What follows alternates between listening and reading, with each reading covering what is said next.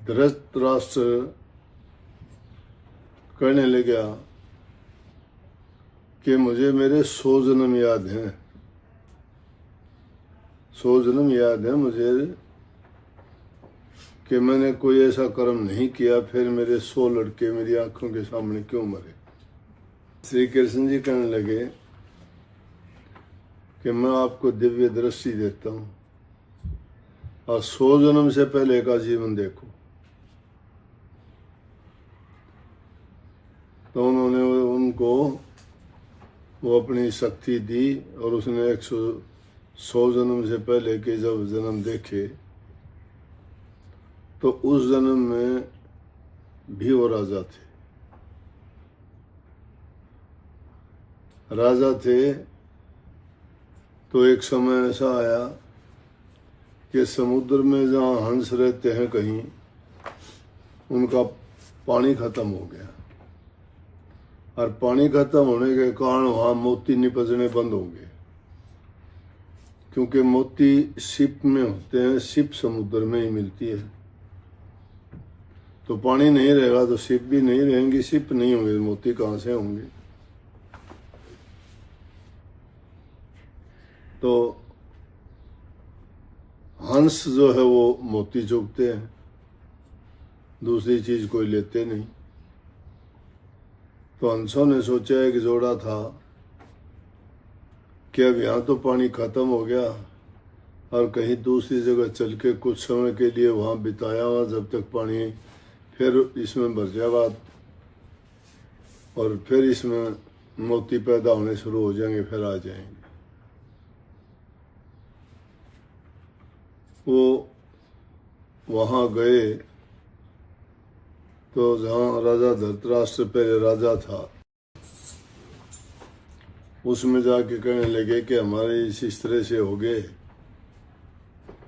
और इस बात के लिए हम आए हैं राजा के घर। कहते हैं कि राजा घर मोतियों का के काटता। तो बोला कुछ समय के लिए हम आपके यहाँ रह जाएं। राजा ने हुक्म दे दिया कि भाई उससे इनको बाग में रोक दो, ये वहाँ रह लेंगे। रहते रहते उनके 100 बच्चे हो गए। 100 बच्चे हो गए तो उन्होंने सोचा कुनबा बहुत बड़ा हो गया, अब राजा भी हमें कहाँ तक देगा, इसलिए चल जाके वापस देखेंगे समुद्रों में पानी हो गया होगा तो वहाँ चले वापस। वो वहाँ से देखने के लिए गए तो पीछे से क्या हुआ कि एक दिन राजा का जो शाही शिकारी था वो शिकार लेके आता था राजा के लिए। उस दिन उसको कुछ नहीं मिला, तो जब वापिस आ रहा था तो उसने वो हंस के बच्चे देखे। उन्होंने एक बच्चा मार लिया और वो ले जाके राजा के लिए उसका भोजन में बनवा दिया। राजा ने जब उसको खाया तो कहने लगा भाई आज वो बहुत बढ़िया था, यही रोज लाया करो। तो वो हंस और हंसनी आए, जब तक वो 100 बच्चे थे राजा को खा गया। अब शिकारी को ये हो गया कि कहीं दूर नहीं जाना पड़ता था, पास में ही था। अब जिसकी जिम्मेवारी बाग में लगा रखी थी उसने सोचा राजा के लिए ले जाता है, मैं कैसे रोकूं। और वो इसलिए ले जाता था, राजा को पसंद था। तो वो काफी दिन के बाद जब वापिस आए तो आके कहने लगे राजा हमारे बच्चे। बोला भाई बच्चे तुम्हारे वहीं होंगे। बोला वहाँ तो कोई भी नहीं है। बुलाया, उस माली को पूछा कि बच्चे कहाँ हैं। बोला जी आपका शाही शिकारी जो था वो रोजाना लेके आता था, उससे पूछा कहाँ ले गया तुम। बोला जी आपने कही थी कि इनका मांस अच्छा लगता है तो मैं रोजाना लाता था, वो सारे आपके पेट में गए। बोला तो राजा आपने 100 बच्चे खाए थे और वो खाए थे उसके कारण से आपको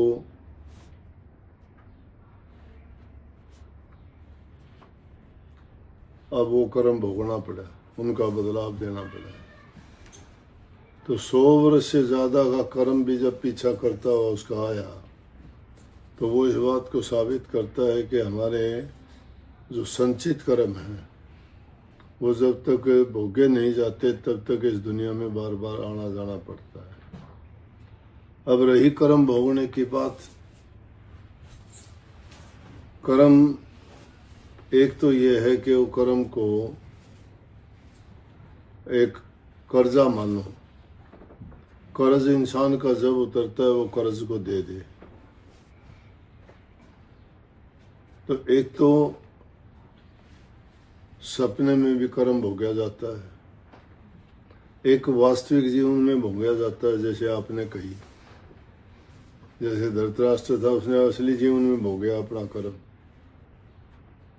कभी ये सपने में भी भोगा जाता है और कभी आदमी अपने कर्म, अच्छे कर्म करके उसको काट सकता है।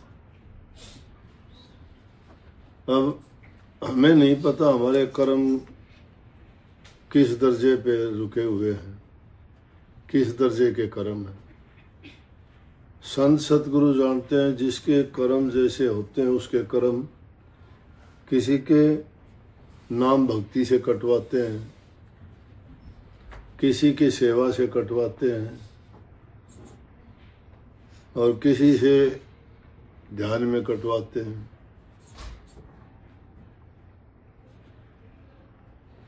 तो इस प्रकार से ये कर्म का सिलसिला है जो इस जीव को बांधे रखता है दुनिया में।